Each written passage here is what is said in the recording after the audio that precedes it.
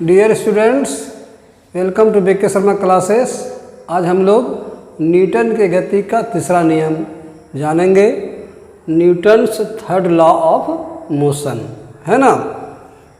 आप लोग देखे होंगे कि कभी कभी अगर हम लोग किसी दीवार को धक्का देते हैं, दीवार को धक्का देते हैं तो हम लोग खुद दीवार से धक्का पाते हैं नहीं, क्योंकि दीवार पर हम लोग जितना कस के धक्का देंगे दीवार हमें उतना ही कस के धक्का देगा।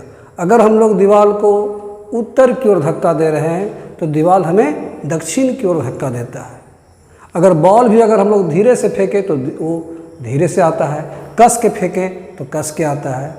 तो कहने मतलब है कि अगर हम लोग दीवार पर क्रिया करते हैं तो दीवार हम पर प्रतिक्रिया करता है ना। तो अगर हम दीवार पर 10 न्यूटन का बल लगाते हैं तो दीवार भी हम पर 10 न्यूटन का बल लगाता है, लेकिन विपरीत दिशा में। तो ध्यान रहे कि हम लोग दीवार पर करते हैं क्रिया और दीवार जो हम पर करता है वो कहलाता है प्रतिक्रिया। तो दोनों बराबर होता है, इसे हम लोग कह सकते हैं कि प्रत्येक क्रिया के बराबर और विपरीत प्रतिक्रिया होती है। देखे होंगे आप लोग कि अगर कोई झूला झूल रहा है और कोई झूलाने वाला नहीं है तो वो क्या करता है, व्यक्ति कि झूला पर बैठ जाता है और झूला को पैर से धक्का देता है। जितना कस के धक्का देता है उतना ही पीछे जाता है ना।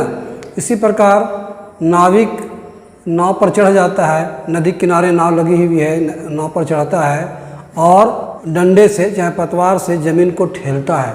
जितना ठेलता है उतना ही वो नदी की ओर जाता है ना। इसी प्रकार कोई बंदूक चलाता है तो बंदूक चलाने वाले को जब ट्रेनिंग दी जाती है तो उसको सिखाया जाता है कि बंदूक का जो कुंदा है पीछे वाला भाग उसको कांख में दबा करके बंदूक चलाना चाहिए। क्यों? क्योंकि अगर छाती के पास रख करके चलाएगा तो गोली जितने वेग से आगे की ओर जाती है उतने ही वेग से वो गोली पीछे की ओर भी धक्का देती है।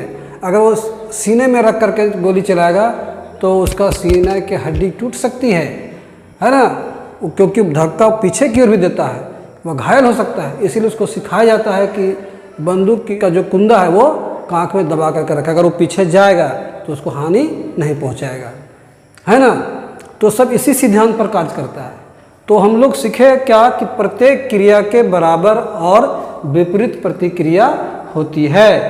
प्रत्येक क्रिया जो भी क्रिया करते हैं उसके बराबर और विपरीत मतलब उल्टी दिशा में, है ना, प्रतिक्रिया होती है। ये मात्र एक लाइन का है, एक सेंटेंस का ये नियम है, ये तीसरा नियम, इसको याद रखें।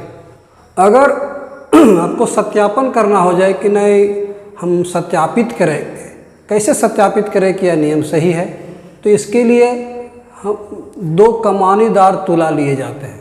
कमानीदार तुला आप लोग देखे हैं, जहाँ गैस को तौला जाता है, लटकाया जाता है, तो उसकी सुई होती है, बताती है जितना केजी पर रहता है वहाँ पर सुई संकेतक रहता है, वो बता देता है कितना केजी का है। अगर 3 केजी का है तो उसका संकेतक 3 पर रुक जाएगा। तो इसी तरह हम लोग 2 कमानीदार तुला देते हैं एक समान। देखिए चित्र में लिए हुए 2 कमानीदार तुला, है ना।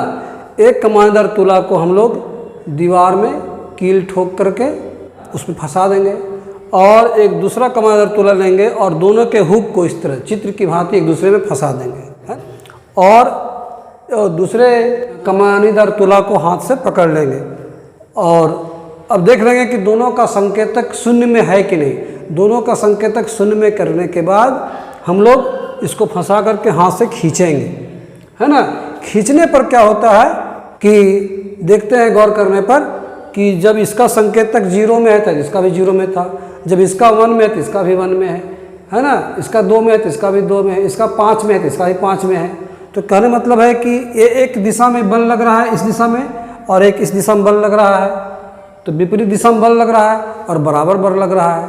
मतलब कमानीदार तुला एक दूसरे पर क्या करें, क्रिया और प्रतिक्रिया कर रहे हैं। तो इस तरह हम देख लेते हैं कि प्रत्येक क्रिया के बराबर और विपरीत प्रतिक्रिया होती है ना। इस तरह हम लोग सत्यापन कर सकते हैं। ठीक है, ओके।